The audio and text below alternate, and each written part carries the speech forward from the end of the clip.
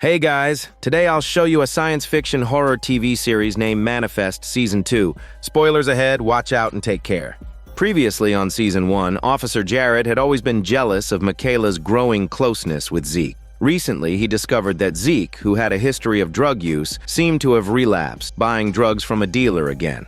So he followed Zeke home and used his police authority to search Zeke's home for evidence. Zeke was not pleased. The two men got into a scuffle, with Zeke pulling out a handgun and aiming it at Jared. Michaela arrived to stop them, but in the chaos, the gun accidentally went off, hitting her sexy body directly. Michaela collapsed to the ground, and in her delirium, she seemed to return to Flight 828. This time, the plane was in a rapid descent, with terrifying lightning and thunder outside the windows. The cabin was filled with violent turbulence. The lights flickered, and cries of despair echoed all around.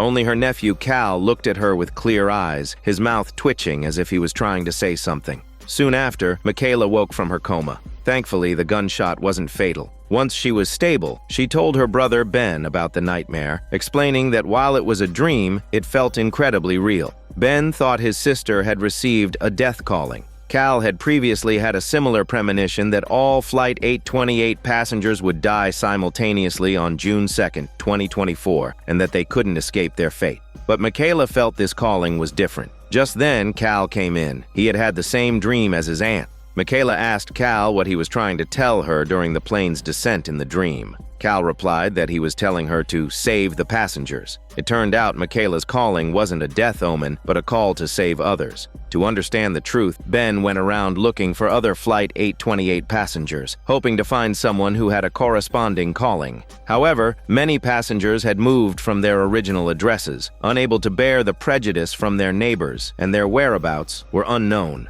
Frustrated, Ben had to give up. Meanwhile, after recovering, Michaela returned to work at the police precinct, but her relationship with Jared had hit rock bottom. To shirk responsibility, Jared blamed Zeke for shooting and seriously injuring Michaela. The poor Zeke was now on the run. Seeing Jared's selfishness, Michaela refused to even speak to him. However, she then saw two familiar names on the precinct's missing persons list, the Ansons couple, who were also passengers from Flight 828.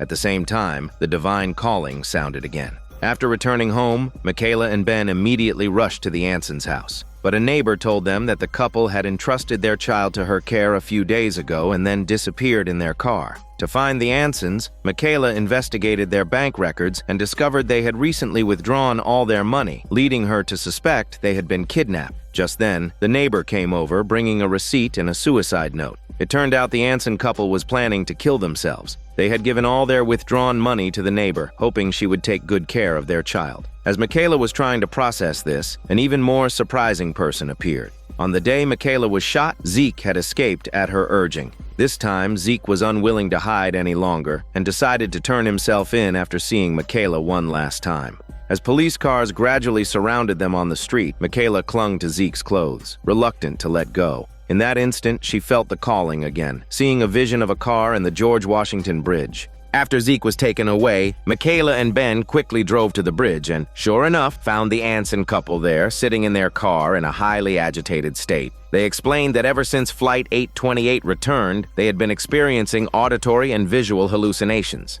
In recent days, Mr. Anson had been seeing visions of a car crash and hearing the sound of his child crying almost daily. Coupled with the ridicule and scorn from those around them, the couple believed it was all fated. They decided to stage a car crash, sacrificing themselves to save their child. As he spoke, Mr. Anson started the car and sped towards a gap in the bridge. Fortunately, Michaela stood in front of the car, forcing him to stop. Then Michaela looked over the edge and saw another car below the bridge. Ben quickly called the police, and a family in that car was saved. Miraculously, the hallucinations the Anson couple were hearing also vanished. It turned out their calling was not about their own deaths, but about a rescue. At the same time, Dr. Sanvi, who was suffering from psychological trauma, was undergoing therapy. Her therapist, however, was the mysterious major who was experimenting on Flight 828 passengers. Unaware of this, Sanvi was gradually coaxed by the major into revealing terrifying details about Flight 828. The scene shifts to a man taking out the trash when he noticed a suspicious van parked nearby. As he approached to investigate, two burly men jumped out, threw a black bag over his head, and tossed him into the van before driving off. Soon, the bag was removed, and Ben was stunned to see the person in front of him. It's the NSA agent Robert, who was supposed to have been killed in an explosion. It turned out that on the day they rescued the test subjects, Robert had realized someone within the government wanted him dead. He faked his own death to get off the Major's radar and investigate her human experimentation agenda. Robert sought out Ben to join forces once again against the Major. With his powerful ally back, Ben felt more confident. But he soon faced another very difficult problem. A young man named TJ, also a Flight 828 passenger, had been having strange dreams of himself digging a grave and came to Ben for help. Initially, Ben thought TJ was just seeing his own death calling. However, the next day, TJ contacted him again. This time, things had escalated. Disturbed by the repeated death calling, TJ had gone to the spot where he saw himself digging. After all, he was supposed to be buried there in 5 years. But as he dug, he made a shocking discovery. There was a woman's body in the pit. Terrified, TJ called Ben to help him handle the situation. An investigation revealed the girl was a student who had died from blunt force trauma to the head followed by asphyxiation about 36 hours prior. Ben then took TJ to the police station to give a statement. Jared immediately suspected TJ. They examined the victim's dorm room and found TJ's fingerprints on many items. TJ, however, insisted he didn't know the girl. Jared theorized that TJ might have killed her and faked a calling to deflect suspicion. TJ was subsequently detained for investigation, but Ben believed there was more to the story. He asked his sister Michaela to find evidence to prove TJ's innocence. To uncover the truth, Michaela returned to the girl's dorm. The girl's roommate confirmed that she didn't know anyone named TJ, and she had no idea why his fingerprints were in the room. As the victim was a visual arts major, her room was filled with all sorts of clutter. Michaela casually picked up a stack of old papers, but before she could look at them, she received a new calling, a vision of a pair of bloody leather shoes.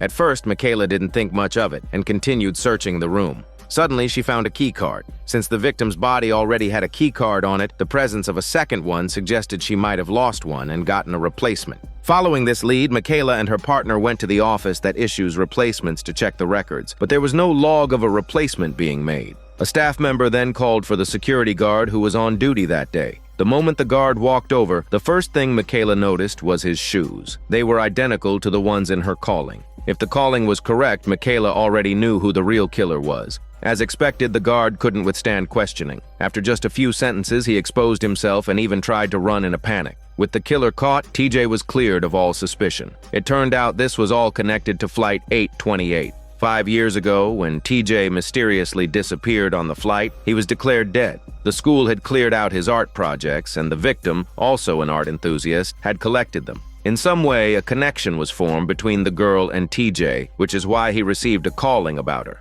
Meanwhile, there was happy news at Ben's house. His wife, Grace, was pregnant. However, before Ben returned, Grace had a boyfriend, and she wasn't sure who the father of the child was. One day, Ben accompanied Grace to her prenatal checkup. Just as she was about to have her blood drawn for a DNA test, Grace suddenly heard a mysterious voice. Startled, she pulled out the needle and fled the room. Ben chased after her and learned that his wife had just received a calling. This was strange, as Grace had never been on Flight 828. There was only one possible explanation. She was pregnant with Ben's child. It was all in the genes. After Sanvi heard the news, she began her research immediately and soon discovered the secret. The superhuman perception of Flight 828 passengers was indeed hereditary. Unwittingly, she had revealed this highly confidential information to the Major. The Major quickly jotted down the key information, preparing to start a new round of experiments, with her test subject being Zeke, who was serving time in prison. Grace was saying goodbye to her friend. As she turned around, she was terrified to see a monstrous figure with a gaping maw standing on her friend's car. As the car drove away, the monster vanished. This was the second time Grace had experienced a calling. A voice in her head kept telling her to see clearly.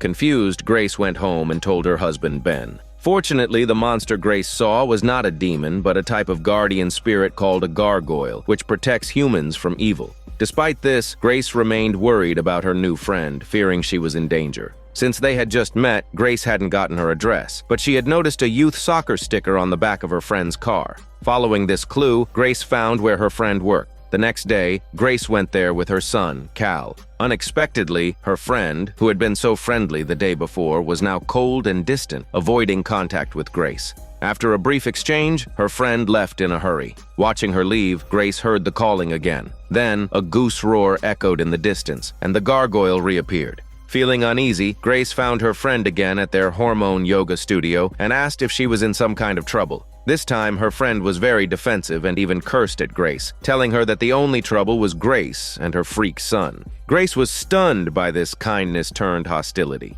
She wanted to argue, but her friend's words left her fuming. In fact, ever since the return of flight, a group of radicals had formed an opposition group dedicated to slandering the passengers. The leader of this group was the friend's husband. This man was significant. His other identity was the dean of the university where Ben worked, and the school's signature architectural feature was the very gargoyle Grace had seen. Everything was connected in some mysterious way. At the same time, Michaela received a calling. She and Cal were simultaneously transported back to Flight 828. This time, the plane was damaged and about to crash, and Zeke, who was not an original passenger, also appeared on board. Michaela desperately tried to grab his hand, but after a struggle, Zeke was swept out of the cabin by the storm. Shaken, Michaela rushed to the prison to visit him, but the guard told her that Zeke had already been transferred. When she tried to find out which facility he was moved to, she discovered the computer system was down and there was no record of the transfer. Michaela panicked, realizing Zeke might be in trouble. What she didn't know was that Zeke had already been strapped to an experimental bed by the Major, being used as a test subject. To find Zeke, Michaela used all her connections. Her efforts finally paid off, and she was able to locate him.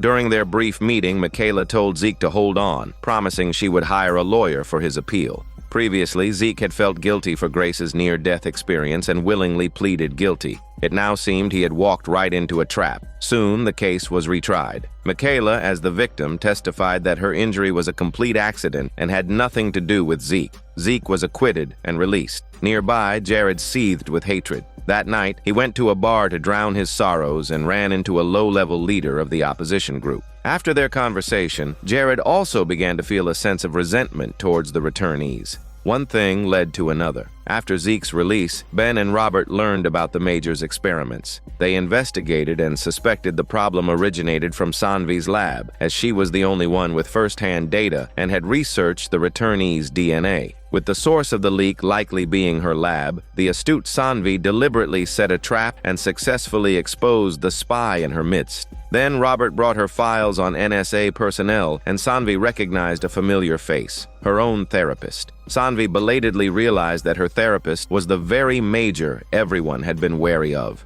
Fortunately, Sanvi had never revealed all of her experimental data. Now the tables had turned, giving them a chance to fight back. The scene shifts to a wild bank robber storming into a bank, armed and menacing, yet he doesn't want a single penny. He only wants the manager to open a specific safe deposit box. To force the manager to comply, the robber takes all the customers hostage, including Michaela and Zeke. Just before this, Michaela had suddenly heard a calling and, following her intuition, walked into this very bank, where she happened to run into Zeke, who had heard the same calling. They had just greeted each other when the robber burst in, frantically collecting everyone's cell phone. Lying on the floor, Michaela and Zeke analyzed the situation. The robber was clearly an amateur. He wasn't wearing a bulletproof vest, had no backup, and hadn't even disabled the lobby's security cameras. However, his motive was hard to figure out, so they decided not to act rashly. Michaela tried to persuade the robber to just take the money and leave, explaining there was no need to hurt the hostages. But the robber insisted on getting into the vault. The manager, panicking, explained that once the silent alarm in the vault was triggered, it would lock down, and reopening it would require authorization from a superior, which was very complicated.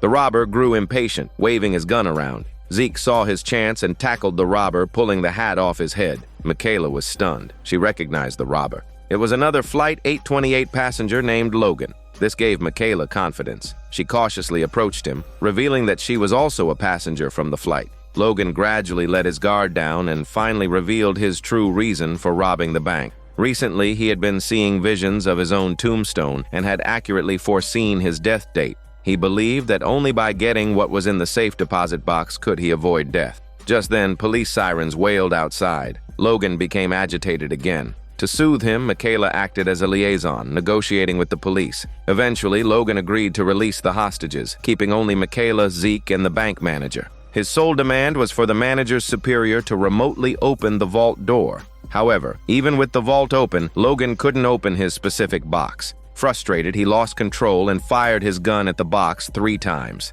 Unfortunately, the box was only dented, while the manager was hit in his smelly part by a ricocheting bullet. Seeing the screaming manager, Logan panicked. He had only wanted to open a box, not hurt anyone. While this standoff was happening, Ben ran into TJ again, the young man who had previously found the body in the grave. TJ told Ben he had another calling. This time he saw several animal symbols and a number, 2012. Ben didn't understand what the symbols meant. Just then, Ben's daughter, Olive, came in and recognized that the symbols, when combined, formed the logo of a sports club. Ben and TJ immediately went there. As soon as they arrived, Jared called to inform Ben that Michaela had been taken hostage in a bank. Before Ben could process this, TJ discovered a crucial clue, a vibrant photo hanging in the club. The photo showed the sports champion, who was none other than Logan and his brother. The year on the photo was 2012, before Flight 828 disappeared. Ben quickly found Logan's brother to learn more, but the seemingly close brothers were now estranged. He refused to even acknowledge his brother, believing the man who returned was a monster wearing his brother's face. After much persuasion from Ben, he finally agreed to give them the safe deposit box key and go to the bank. By then, Logan was on the verge of a breakdown. Upon seeing his brother, he finally agreed to surrender his weapon. The brothers had once been very close, but since the flight's return, they had drifted apart. Logan used the key to open the box, which contained only a pocket watch pierced by a bullet. This very watch had saved their grandfather's life on the battlefield by stopping a bullet. The stubborn Logan believed the watch could save his life, which is why he had asked his brother for the key. But the even more stubborn brother refused, leading Logan to resort to robbery. With the watch in his hand, Logan finally felt at ease, but he still had to face justice. Before being taken away, he gave the watch to Michaela for safekeeping, hoping it could protect the passengers of Flight 828. At first, Michaela dismissed it, wondering how a small watch could defy fate. However, when she saw the engraving on the back, she was stunned. It depicted a peacock with its tail feathers spread, identical to one Ben had seen in a vision. Perhaps this peacock was the key to unlocking their collective fate. Meanwhile, the Major struck again. Robert and Sanvi had planned to feed the Major false information to trick her. However, the well-connected Major simply raided Sanvi's secret lab, and all her crucial experimental data was stolen overnight. Sanvi was devastated. With this key data, the Major would surely start her experiments again, putting all Flight 828 passengers in even greater danger. The scene shifts to Grace driving when a truck sped up from behind, aiming straight for her small car. At the last second, Grace swerved, crashing into a tree on the side of the road. Ben rushed to the scene. His wife and son were shaken and the car was severely damaged, yet the police were unhelpful. They simply explained that such incidents happen often and told the family to go home and wait for news. When Ben tried to argue, demanding a thorough investigation, his pregnant wife felt a sharp pain in her abdomen. Ben dropped the matter and rushed her to the hospital. In fact, since the return of Flight 828, the voices of opposition had grown louder. In addition, a group of believers had formed a church, treating the flight passengers as divine beings. The leader of this Church of the Returned, Adrien, actively promoted the idea that the returnees were different from ordinary people. Ben's daughter, Olive, was a member. Of their family of 5, 3 were returnees. Since Grace's pregnancy, she too could receive callings. Now, only Olive was an ordinary person. Feeling left out as she watched her family deal with these supernatural events, she joined the church to find solace. However, the church's proselytizing angered the opposition. One day, as the church was preparing for a gathering, several menacing opponents burst in and began smashing everything. Olive and another church member, Isaiah, were setting up. Isaiah told Olive to contact Adrien while he tried to stop the vandals. Unfortunately, Olive couldn't get through on the phone, and Isaiah was badly beaten. Michaela arrived to find the scene in chaos. The injured Isaiah, having been thoroughly brainwashed, refused to describe the attackers, insisting that the wicked would get their just desserts. Olive, who had also witnessed the entire event, chose to remain silent. At the same time, Grace's checkup revealed she was carrying a girl, but there was a high risk of miscarriage. Grace immediately thought of a calling Ben had heard.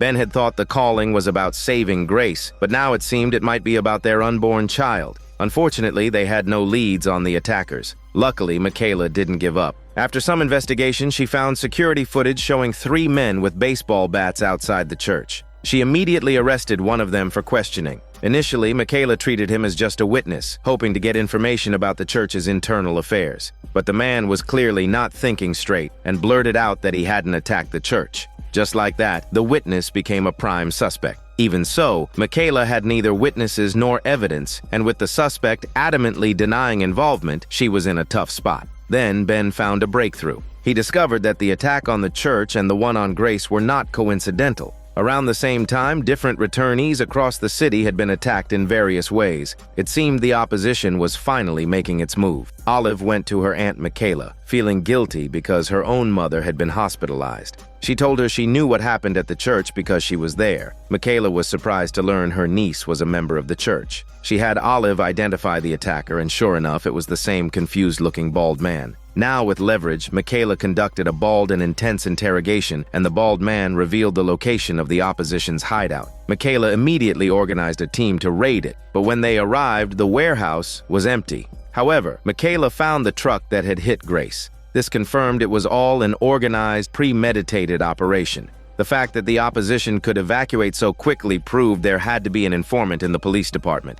However, Michaela's superior dismissed her concerns and even took away all her officers, starting to suspect her motives. Michaela's suspicion was correct. The informant was her ex-boyfriend, Jared. His prejudice against Zeke had led him to join the opposition. Fortunately, the attack didn't cause major harm, and Grace and her baby were safe at home. However, Ben found out about Olive's involvement with the church. As a father, he didn't want his daughter involved in dangerous activities. Besides, he argued, if Adrien hadn't been spreading myths about the returnees, the consequences wouldn't have been so severe. But Olive refused to believe her father, and the two had a huge fight. That night, Ben, realizing his harsh tone, went to apologize to his daughter, but she wasn't in her room. On her desk, Ben saw a church brochure. As he curiously picked it up, he received a calling telling him to save her. Ben was chatting with his wife when his eyes suddenly glazed over. He saw another vision, as if he were back on Flight 828, where a distressed Sanvi was crying out to him for help. The vision flashed by, and Ben realized Sanvi might be in danger.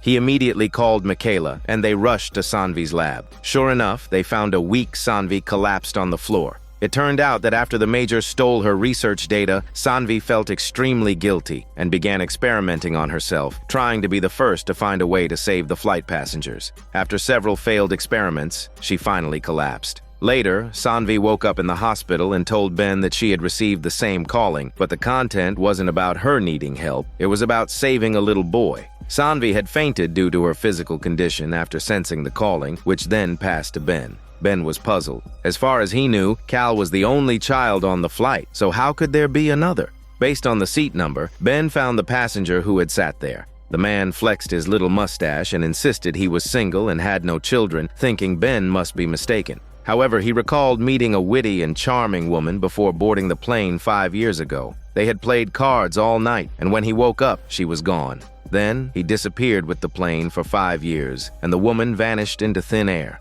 As Ben was leaving, he noticed a childhood photo of the man. The boy in the photo looked remarkably similar to the boy from the calling. Back at the hospital, Ben told Sanvi everything he had found. After some analysis, Sanvi concluded that the boy they saw in the calling was likely the prize from the man's night of playing cards. Using the woman's name and an estimated due date, Sanvi managed to find a boy who matched the criteria, named Corey. They quickly went to find him, but Corey's mother was very defensive. She became especially flustered when she heard the man's name and vehemently denied any connection between him and Corey. Just then, the woman's husband arrived with their 3 children. The youngest was Corey, the boy from Sanvi's calling. It became clear why the woman was so distressed. She was already married when she spent the night with the other man, and her husband still didn't know he wasn't Corey's biological father. Not wanting to meddle in their private affairs, Sanvi and Ben left for the time being. Meanwhile, Olive and TJ were trying to find clues using the peacock symbol on the pocket watch, hoping to solve the mystery of the passenger's death date.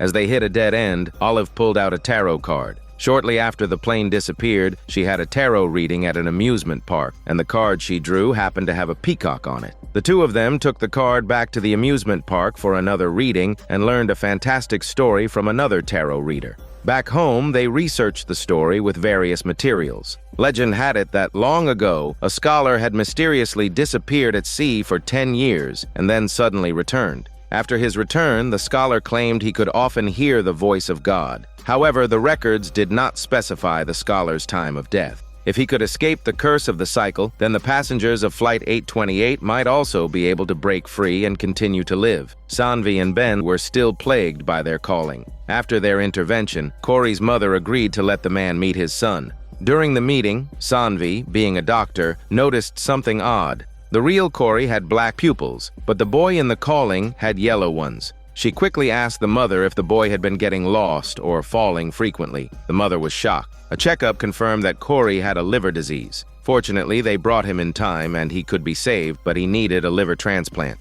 As the boy's biological father, the man decided to donate his liver anonymously, saving the child without disrupting his normal life. Corey's mother let go of her resentment and decided to allow him visitation rights. With all the matters from the calling resolved, Ben finally had time to talk with his wife. But just then, a more terrifying calling struck. Countless ashes fell like snow. Then, Ben, Michaela, and Sanvi were all pulled into the same calling. In it, Flight 828 was completely destroyed, with bodies, many of them strangers, lying scattered. And standing next to the wreckage was Adrien, the founder of the Church of the Returned. It's still unclear whether he was the one chosen by the calling or the architect of this tragedy. Ben had been on edge ever since he saw this calling, trying to find a clue to save the passengers, but he was getting nowhere. Besides the terrifying calling, his daughter Olive's rebellious phase was also giving him a headache. She decided to drop out of school to help Adrien manage the church full-time. Ben and Grace were furious, but this only spurred Olive on, determined to do whatever they forbade. After a heated argument, Olive stormed out defiantly. Ben blamed Adrien for everything and went to confront him, telling him to stay away from his daughter and warning that continuing to deify the flight passengers would only lead to greater disaster. Adrien stood there, lost in thought. He didn't know that a conspiracy that could destroy all passengers was brewing. That evening, Ben talked to Michaela about Olive. Michaela suggested that they should guide a child, not suppress her by force. She also pointed out that angering Adrien was not beneficial. Only by joining forces with the church members could they fight the opposition alliance. Ben then realized his true enemy should be the opposition. He immediately sent a message to Adrien seeking a truce. Surprisingly, Adrien responded, suggesting they meet for a drink at a bar to talk things over. That night, Ben took Michaela to meet him. At the same time, Grace, Cal, and Zeke all received a calling. Ben had arrived at the designated bar, which was hosting a free champagne night, attracting all sorts of people. The bartender was Isaiah, a member of the church. Ben scanned the crowd and found Adrien. When Adrien saw Ben, he looked disgusted, unwilling to make peace, and even walked away rudely, claiming he never sent Ben a message. Ben was puzzled, wondering if Adrien had lost his phone. With this thought, he started observing the crowd again. Something was off. Why were they all passengers from Flight 828? At the same time, Michaela noticed the same thing. Too many passengers were gathered in such a small bar. It was clearly a deliberate setup. Ben accused Adrien of gathering everyone, but Adrien, looking innocent, explained that he was also called there by Isaiah and that Isaiah had his phone. At that moment, Ben realized this could all be Isaiah's plot. Just then, a waiter passed by with a bottle of champagne. Suddenly, a mysterious calling pulled Michaela, Ben, and Adrien in together. They saw a vision of all the night's customers dead, some still holding shattered champagne glasses. It turned out Adrien had known all along that this was a terrorist attack, but had done nothing, just wanting to watch the show. After seeing the calling, he too became anxious. Although he was the founder of the church, Adrien had never truly believed in the passengers' sensory abilities, which is why he hadn't stopped Isaiah's plan. Now, saving lives was the priority. Ben rushed to stop people from drinking the drugged champagne. Unfortunately, many were already unconscious. In the chaos, Isaiah locked the bar doors and set it on fire. In the critical moment, Ben saw that his daughter was also in the bar, but locked in another room. He and Michaela split up. She would lead the others to find an escape route while he went to save Olive. As a police officer, Michaela was skilled at breaking down doors. She quickly smashed open the locked door and directed everyone to escape. As she was the last to leave, she found an unconscious passenger trapped under furniture. Fortunately, Zeke arrived just in time and with his bare hands moved the red-hot furniture to rescue the person. On the other side, Ben finally found Olive. As they were escaping, Olive fell and sprained her ankle, slowing down Ben and her companion, TJ. In that instant, a desperate Isaiah lunged out and took Olive hostage. Isaiah fanatically believed that by dying with the flight passengers, he could transcend death and gain superpowers. Facing the crazed Isaiah, TJ quickly tackled him, pinning him down. Ben seized the opportunity to grab Olive, planning to get her out first and then come back for TJ. But just as they escaped, a massive explosion erupted, instantly leveling the bar. TJ disappeared into the flames, his fate unknown. Adrien, who had escaped, stared at the tragic scene, lost in thought. After the explosion, Sanvi was bandaging Zeke's hands. What should have been burns were miraculously covered in frostbite. Thinking back to how Zeke had first time jumped in a snowy mountain, and now with the frostbite, she wondered if he too was doomed to face his death date. Soon after, police clearing the scene found a charred body clutching a bracelet. Michaela's heart sank when she saw it. The bracelet belonged to TJ. This was essentially a death sentence for him. Devastated by the loss of her boyfriend, Olive was on the verge of a breakdown, even blaming her father for not being able to save TJ. Ben, of course, felt immense guilt, but what was done was done. That night, Ben continued to research the callings when he heard a faint chanting sound. When he tried to listen more closely, it disappeared. At first, Ben thought the calling was telling him to take his daughter to the bar's site to mourn TJ. However, Olive was in denial and refused to go with him. Ben had to go alone. As soon as he arrived, the chanting returned, clearer than before. Following the sound, he came to a monastery.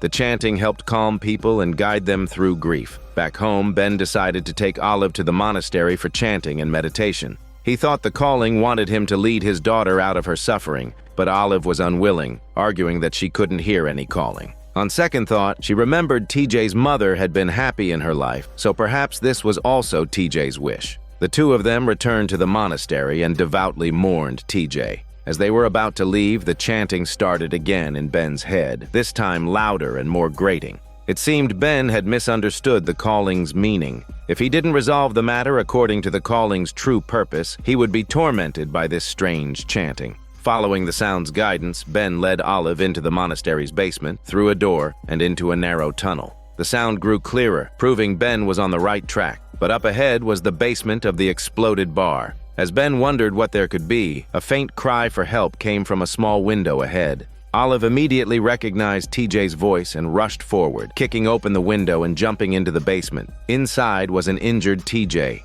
Ben immediately rushed him to the hospital, saving his life. It turned out the calling's true purpose was to rescue TJ. On the day of the explosion, TJ and the culprit, Isaiah, were struggling when TJ's bracelet was torn off. As the explosion hit, TJ also heard the chanting in his mind and hid in the basement, surviving the blast. Isaiah, however, was burned to a crisp. This major explosion quickly drew the attention of the police. Some suspected it was the work of the opposition group. Jared, however, immediately dismissed the idea, insisting the opposition had nothing to do with it, even though the investigation was ongoing. His colleague gave him a suspicious look and later told Michaela about it. Only then did Michaela realize that her once trusted ex-boyfriend might have become involved with the opposition. To find out the truth, Michaela and the colleague started tailing Jared and confirmed he was very close with the opposition. Michaela then obtained a warrant to monitor Jared's communications and got proof of his collusion. She gave the evidence to her superior, hoping to get Jared out of the opposition group before his future was ruined by their terrorist acts.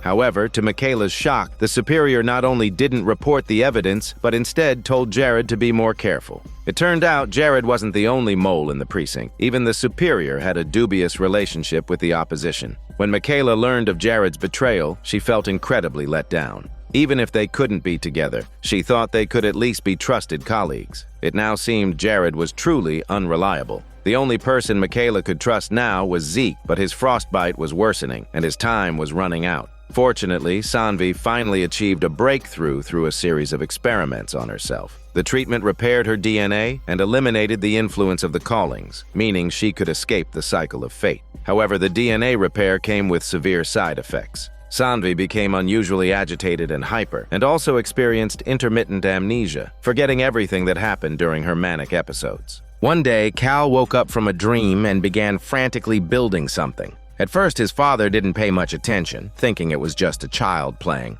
But Cal grew increasingly frustrated and seemed to be in a very bad mood. Ben asked his son if he had received a calling, but Cal just continued with his task. Ben tried to find out what his son had seen, but Cal was impatient, claiming that once he finished what he was building, everyone would see what had happened.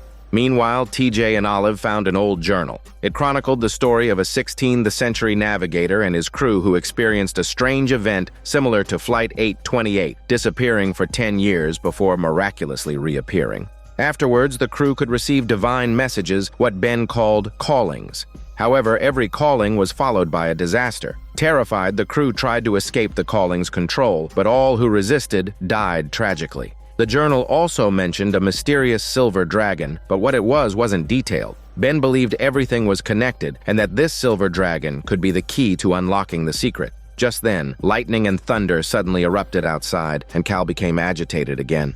Olive looked at her brother and father as if they were crazy since there was no storm. It was a perfectly sunny day. It was then that Ben realized they had been pulled into a calling and what they were seeing wasn't real. The rain outside grew heavier. The furniture in the house began to shake, and Grace started to feel seasick. Olive's brow furrowed as a thought struck her. Although she couldn't see the calling, based on what the others were describing, they were likely reliving what the navigator experienced on his ship, a storm, seasickness. It was all part of the crew's ordeal. TJ became anxious. According to the journal, every blessed calling was followed by a curse. TJ believed that because he had survived thanks to a calling, he would bring about a greater tragedy. He tried to leave Ben's house, but Ben stopped him, explaining that according to the calling, they were on a ship at sea. Leaving would be like jumping overboard. As they argued, a clap of thunder interrupted them. Ben opened the door to see dark clouds gathering. Suddenly, he remembered something, opened the journal, and saw an illustration that matched the lightning strike perfectly. And beneath the lightning was the mysterious silver dragon. Based on the illustration, Ben understood what Cal was trying to build. With Ben's help, Cal finally completed his creation.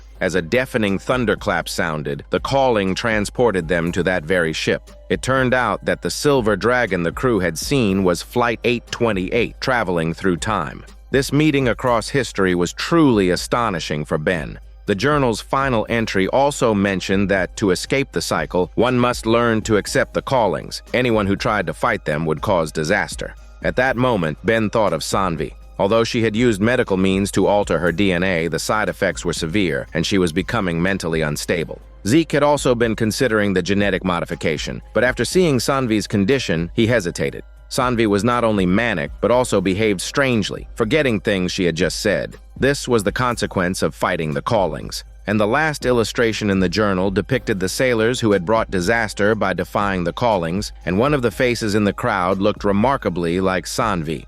To clear his own name, Jared sent his ex-girlfriend to jail. Michaela couldn't believe that Jared had turned on her, accusing her of being the arsonist in the nightclub fire. Before this, Michaela had discovered that Jared was connected to the opposition's terrorist attacks and that even their superior had unclear ties to them. To expose the moles in the department, Michaela reported it to headquarters, requesting an external investigation. The investigators came, but they immediately targeted Michaela, suggesting she had a grudge against Jared and was framing him. They also noted that the cases she had solved were too coincidental, hinting she might have staged them for a promotion. Michaela was speechless. She couldn't very well admit she was hearing mysterious callings that led her to solve cases. Faced with the investigators' aggressive questioning, Michaela had to call her union representative. With his mediation, the investigators prepared to take Michaela to headquarters for questioning. When Jared saw the union rep, his heart sank. The man was a close associate of the opposition's leader. The rep also recognized Jared and conspired with him to get rid of Michaela on the way to prevent further trouble. To protect Michaela, Jared resorted to a desperate measure, having her locked up. Soon, Michaela was released on bail. Before she left, Jared slipped a note into her hand asking her to meet him at their old spot. When they met, Michaela learned she had wronged Jared. It turned out he was an undercover officer who had been ordered to infiltrate the opposition. This explained why the superior hadn't reported Michaela's evidence and had instead warned Jared to be careful. Jared's acting had been so good that even Michaela had believed he was a real mole. With the misunderstanding cleared up, the superior brought Michaela into their small team, planning to take down the opposition alliance together. Just then, Jared received a call from a low-level opposition leader asking him to meet at their usual bar. This henchman was not very bright and easily manipulated by Jared. But this time, he had a surprise for Jared. He had taken it upon himself to kidnap Michaela's current boyfriend, Zeke. He wanted Jared's help in dealing with him. Jared knew this couldn't end in murder, so he pretended to go along with it, telling the henchman to rest while he deliberately brought up Zeke's kidnapping. Previously, while investigating Jared, Michaela had planted a listening device in the bar. This time, it paid off. Jared clearly relayed the information through the bug to Michaela and their superior. To catch the bigger fish, Jared tricked the henchman into calling the opposition leader to come and handle Zeke. The henchman, thinking this was his chance to impress his boss, agreed. Soon the leader arrived with his wife. The moment he saw Zeke, his face changed. He knew who Zeke was. This was not part of the plan. Now everything was ruined. The leader wanted to let Zeke go, but his wife, worried he would go to the police, decided to eliminate him. They wouldn't do the killing themselves. They left it to the henchman. But as they walked out the back door of the bar, Michaela and the superior were already waiting. They hadn't had enough evidence before, but now the two of them couldn't escape justice. Inside the bar, Jared turned on the henchman, drawing his gun and successfully rescuing Zeke. With that, the opposition alliance was finally dismantled, and the passengers of Flight 828 no longer had to fear terrorist attacks. However, one crisis was followed by another. Grace received a calling while washing her hands. She didn't understand who the calling wanted her to save, so she took her husband Ben to the area under the bridge from her vision, but no one was there. Suddenly, Grace felt someone following her. Ben grabbed the person and saw it was Adrien, the now infamous church leader. Adrien said he had also received a calling. Ben, still bitter about the nightclub explosion, was furious and grabbed Adrien, letting out his frustration. Unexpectedly, Grace's water broke. Ben had no time to deal with Adrien and rushed his pregnant wife to the hospital. Since the baby was premature, Grace's situation was critical. Only a few specialists could save the baby while ensuring the mother's safety. The hospital had contacted a nearby specialist, but there was no response. The next closest was 5 hours away, which was too long. In desperation, Grace repeatedly told Ben to save the baby, no matter what. When faced with this classic dilemma, Ben hesitated, but only for a few seconds. He resolved to save his wife. Fortunately, at the critical moment, the specialist arrived. After the surgery, both mother and daughter were safe. Ben was extremely grateful to the specialist for arriving in time. The specialist in turn remarked that it was all a miracle. Earlier that day, he had fallen into a river while kayaking. A young man had rescued him and brought him to this very hospital, where he happened to encounter Grace, who was in labor. Upon further inquiry, Ben learned that the part of the river where the specialist fell was the exact spot from Grace's calling, and the young man who rescued him was Adrien, the man Ben had just berated. Ben found Adrien to thank him, but Adrien was resistant to the idea of the calling, believing it was controlling the passengers. Even though it seemed to help people, he saw it as a form of manipulation. Ben was momentarily speechless. It was true that he was now living his life completely according to the callings. That night, as Adrien was walking home alone, he turned into a dark alley. Suddenly, 3 giant dark shadows rose up, terrifying him and causing him to flee. At the same time, a sleeping Cal was jolted awake. The same horrifying shadows appeared before him. In a subway station, an elderly man looked nervous. He suddenly turned and stumbled towards an approaching train. Fortunately, 2 people from the crowd rushed out and tackled him to the ground. That morning, Ben was at home with his baby when he saw a vision of a speeding train. He had received another calling. At the same time, TJ saw something different, a phoenix with its wings spread. When they compared notes, they decided to look for the phoenix TJ had seen. A mural of the exact same phoenix was on the wall of a downtown subway station, which also confirmed Ben's vision of the train. The calling wanted them to go to the subway station. As soon as they arrived, a hurried figure walked past them, and an exquisite matchbox fell from his pocket. TJ kindly picked it up and handed it to the old man, who thanked him and continued on his way. A few minutes later, the same old man lunged towards the tracks. After being taken to the hospital, the old man remained unconscious. Ben, curious, fiddled with the man's matchbox. Inside, he found a tiny music box. Winding it up, it played a familiar melody, the same lullaby his wife had been humming to their baby that morning. He had even asked her where she learned it, and she had said their son, Cal, had taught her. Coincidentally, Cal and Grace were at the same hospital visiting the recovering Zeke. By now, Zeke's frostbite was so severe that all treatments were merely delaying the inevitable. Holding her baby, Grace unconsciously started humming the lullaby again. To everyone's surprise, Zeke began humming along. Ben perked up his ears. It turned out Zeke's father had a matchbox-sized music box and used to compose tunes to lull Zeke and his sister to sleep. But after his sister died, Zeke's father had abandoned his wife and son and disappeared. After all these years, Zeke assumed his father was long dead. A sentence from Ben left him utterly stunned. Ben sensed that Zeke's father was downstairs in the same hospital. After a great deal of internal struggle, Zeke decided to see his father. After so many years, any deep-seated resentment vanished the moment they saw each other. The old man was also filled with regret for leaving Zeke and his mother. Otherwise, he wouldn't have tried to end his life on the train tracks. Ben and TJ exchanged a look, their mission accomplished. If not for the calling, this father and son might never have seen each other again. Meanwhile, Michaela encountered something that made her question the purpose of the callings. On her way to work, she ran into a thief. The clumsy thief was unlucky enough to trip and fall right at her feet. Michaela showed no mercy and cuffed him to a nearby wall. The young thief, now scared, claimed it was his first time doing anything wrong and that he had only stolen a piece of candy from a convenience store. Michaela was still not lenient. A grown boy getting chased by a store owner for stealing candy deserved a lesson at the station. She was about to take him in when she heard a calling. Michaela paused, but then, following the calling's instruction, she let the thief go. She watched him get on a bus before returning the candy to the store. The owner, however, said the boy hadn't stolen candy but a whole box of cold medicine. Why would a normal boy need so much cold medicine? Michaela realized she might have made a mistake, letting go of someone she shouldn't have. Back at the precinct, she told Jared about it. Jared analyzed that the boy was likely stealing the medicine to cook meth and that there was a larger criminal enterprise behind him. To get to the truth, Michaela and Jared used the bus surveillance footage to find the boy's school. At first, the boy refused to talk, but with a little intimidation from the seasoned officer, he confessed. He and other high school students were taking on tasks from an online platform to earn pocket money, supplying whatever the buyer requested. Following this lead, Jared identified a major meth dealer, Jace.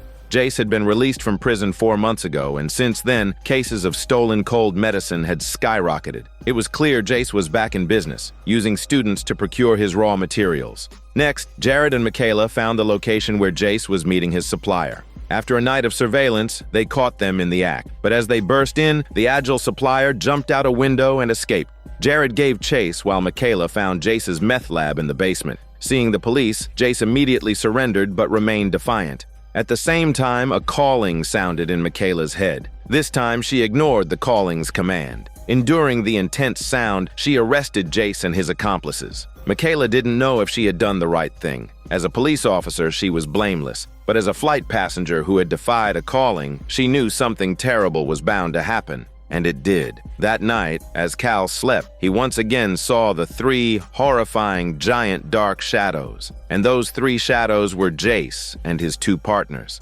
Zeke's body was purple, his face was pale, and he was covered in ice, shivering in a room. He was about to freeze to death. According to the death date theory, that passengers would only live for as long as they were gone, Zeke had only 3 days left. In his final moments, he decided to stop treatment and proposed to Michaela, hoping to make up for a lifetime of regrets in just 3 days. As her brother, Ben decided to prepare a warm wedding for his sister. As he was joyfully decorating the room, he suddenly saw a vision of the flight exploding. The vision of Flight 828 exploding again left Ben unsettled. The next day, he went to the airport where it all began to investigate. But the airport was normal with no signs of an explosion. Thinking he was just being overly sensitive, Ben was about to leave when a worried-looking man walked by. Ben recognized him as a crew member from the flight and quickly caught up to greet him. At first, the crewman was hesitant, but he relaxed after learning Ben was also a passenger. He explained his distress. He had always believed the flight incident was his fault. Before takeoff, he was in charge of maintenance, and he thought his negligence had caused the disaster. In recent days, he had been frequently seeing visions of the plane exploding, which intensified his guilt. Fortunately, he met Ben. With Ben's guidance, he gradually calmed down. They looked up the official maintenance report from that day, which matched his own, proving the accident was not his fault. With the truth clear, the crewman finally relaxed. Ben thought he had fulfilled the calling and was about to go home to continue with the wedding preparations. But as he stepped outside, the same calling flashed through his mind again. It seemed the calling was not about helping the crewman with his guilt. Puzzled, Ben looked up and saw a thrift store, and on an impulse, he went inside. Meanwhile, Michaela had defied a calling a few days earlier by arresting the meth dealer Jace and his crew. But Jace refused to admit to making meth and even threatened Jared. Unexpectedly, an explosion occurred at Jace's lab, blowing the entire apartment building to pieces. Michaela began to regret her decision not to listen to the calling and let Jace go. Moreover, Jace was no amateur. During a police transfer, he injured an officer and escaped with his 2 accomplices. Unaware of this, Michaela was busy preparing for her wedding, but the thought that Zeke would be gone after they married filled her with despair. She desperately wished for a calling to help Zeke out of his predicament. This time, however, fate was not on her side. When Ben rushed back, her last hope was shattered. There was no hope left for Zeke. However, Ben had brought back a precious gift from the thrift store.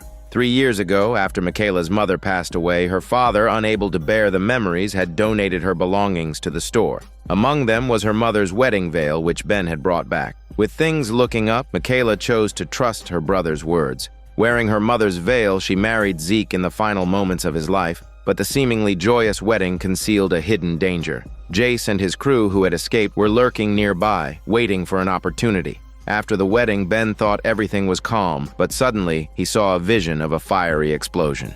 The vision of the Flight 828 explosion was clearer than ever. The calling wasn't over. Danger was imminent. At the same time, Cal, who was setting off fireworks in the yard, was in danger. He was kidnapped by the 3 meth dealers. The family was frantic, especially Michaela. She believed that because she had disobeyed the calling's instruction to let Jace go, Cal had been kidnapped. Soon, Jace contacted Michaela, demanding she bring the confiscated meth in exchange for Cal. To save her nephew, Michaela signed out the meth from the evidence locker. The next day, Michaela took the drugs to the location Jace specified, while Jared and his colleagues watched from a hidden location. Soon, Jace appeared on a nearby bridge with Cal. As instructed, Michaela placed the bag of meth under a bench and waited for the exchange. Just then, a friendly old woman approached and reminded her that she had left her bag. Michaela was exasperated. She quietly flashed her police badge and whispered that she was on a mission and the woman should keep her distance. But the woman, thinking Michaela was an imposter up to no good, called over a nearby patrol officer. The officer saw the situation was serious and immediately reported it to his superiors.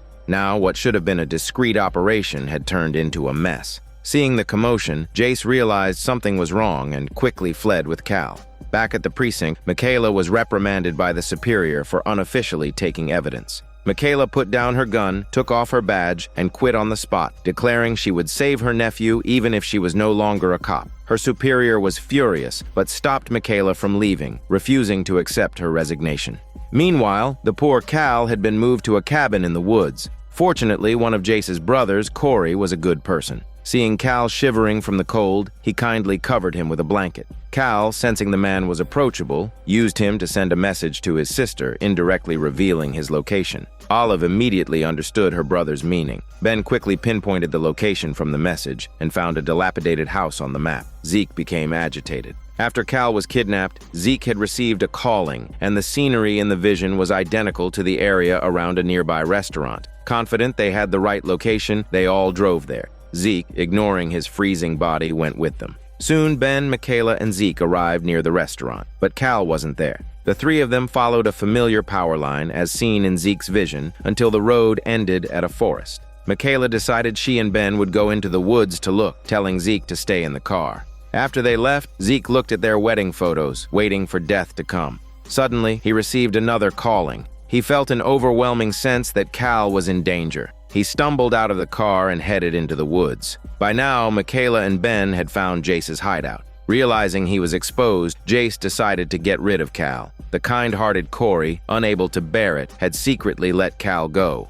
Jace saw this and chased after him, with Michaela and Ben close behind. Unaware that his father was nearby, Cal ran as fast as his little legs could carry him, eventually reaching a frozen lake in the middle of the forest. By then, both groups of pursuers had caught up. Jace lunged forward and grabbed Cal. As the saying goes, evil gets its due. Suddenly, a bolt of lightning struck the ground, splitting it open. The 3 kidnappers and Cal all fell into the icy lake. Zeke just arrived, saw this, and dove in without hesitation. He managed to pull Cal out, but he had exhausted his strength and ultimately froze to death in Michaela's arms. Michaela was devastated. Even though she had foreseen this outcome, she couldn't accept it when it finally happened. As Michaela and Ben mourned, a golden light shone and Zeke instantly thawed. His frostbite miraculously healed, and he was alive. Ben speculated that because Zeke had always followed the callings, he was able to survive his death date and be resurrected.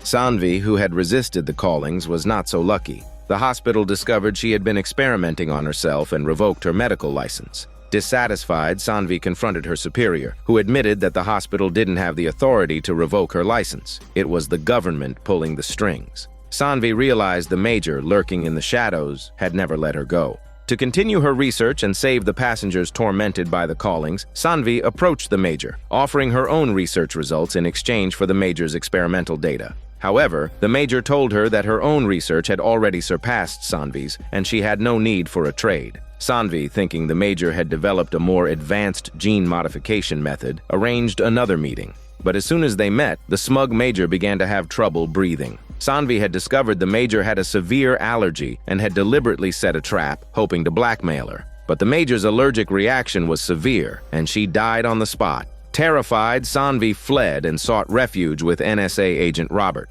Meanwhile, the rescue team searched the bottom of the lake for a full day, but couldn't find the bodies of Jace and his crew. Just like that, 3 living people vanished without a trace. With the crisis over, Ben's family finally found some happiness. But one day, while holding his baby, Ben once again saw the vision of Flight 828 exploding.